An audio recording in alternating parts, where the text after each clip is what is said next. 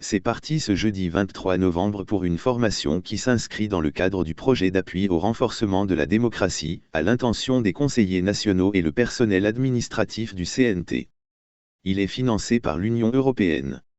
Il prendra fin le 25 novembre 2023.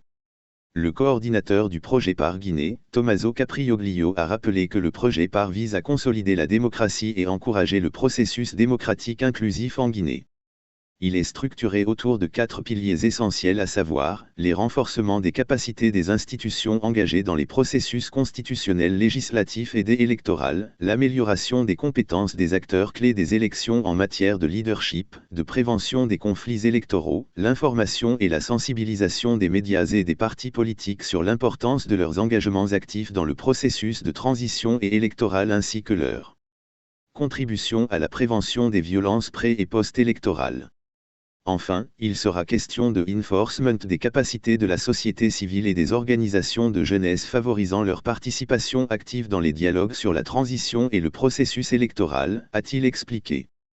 Prenant la parole, Florine Costica, premier secrétaire de la délégation de l'Union européenne en Guinée, a indiqué que cet atelier vise à renforcer la communication et l'information des citoyens sur l'action parlementaire.